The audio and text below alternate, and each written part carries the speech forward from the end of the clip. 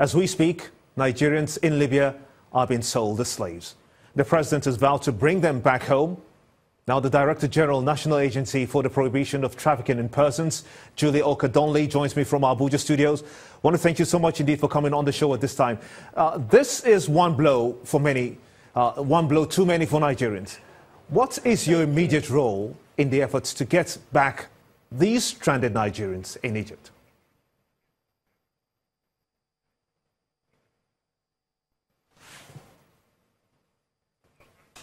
On the part of NAPTIP, we've designated 2 officers to visit about 10 countries in Europe and also in West Africa to identify the camps or the reception centers where our Nigerians are being held. And once they're able to do that, then we'll work together with the federal government to repatriate them back and to rehabilitate them in line with the directives of the federal government of Nigeria.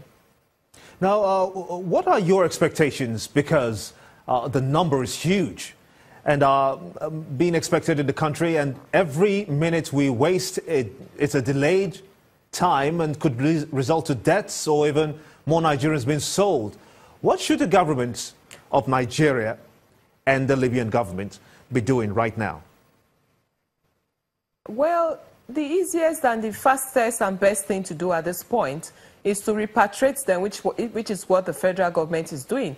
As we speak, we're expecting 250 people from Libya today, this evening. It's been ongoing. They've been coming back. But what we are trying to say is now we're going to, send more aircrafts. IOM has been doing a good job of bringing back those Nigerians who are desirous of coming back home. But now the federal government is also going to join IOM to get more flights and more people coming. So this time around, we're going to be bringing in much more than we ever did before. How well would you say the government is prepared to bring in and rehabilitate some of these people that it claims that it wants to undertake? Do they have that capacity to rehabilitate them? Yes, they do have the capacity and they are very ready. As a matter of fact, we had a meeting with the Vice President yesterday and all the relevant agencies that are responsible for repatriating and rehabilitating them. The Refugee Commission was there, the NEMA was there, I was there, and some other agencies were there. We all have our various roles to play, and we've been working together, having meetings and coordinating, and we are ready to roll. So for now, do we have some of them? Because the government should be acting very quickly.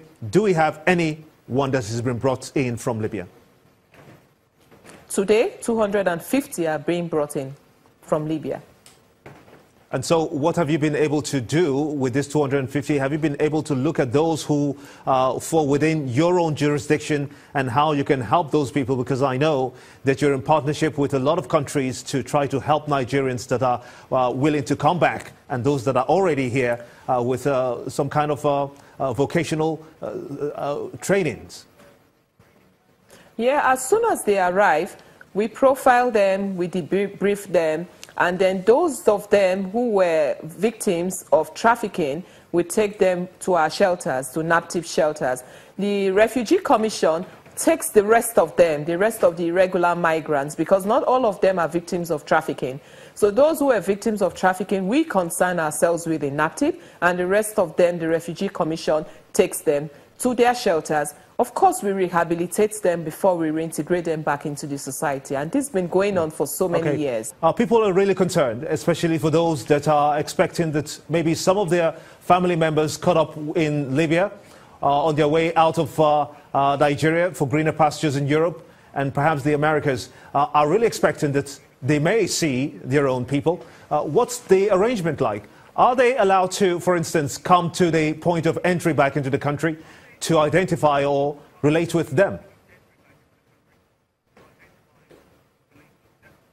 Yes, most of the time family members are eager to get back their people, so they're usually at the airport to receive them. Sometimes they go back with them. For those who don't want to go to the shelters because they cannot be forced. So those ones go back with their family members. Otherwise, we take them into the shelter and then slowly reintegrate them back. So at the moment, your primary responsibilities will lie within just rehabilitating those that are trafficked. How much of those do you believe were trafficked? Of the 200 that returned just within the past 24 hours? We'll have nothing less than 80 of those, 80 to 100. 80 to 100 of them? So yes. That if we look at the proportion of 80 to 200 people who returned just within the past 24 hours, and we're expecting a whole lot more, what's your estimation of the number of people that you will be under your jurisdiction to take care of? Wow, we'll be looking at thousands. We'll be looking at thousands. It's going to be a lot. It's going to be huge. Because the truth is that most of the irregular migrants, by virtue of their status, end up being trafficked. And so almost, 80 to 90% of them are purely victims of trafficking, no doubt. So you have a center in Edo State, we understand, where you try to rehabilitate some of them. You also have a center in Lagos. How many centers across the country do you have? And if people, for instance, want to come and give a helping hand, how do you entertain that? We have 10 shelters at the moment because every command we have a shelter attached to it.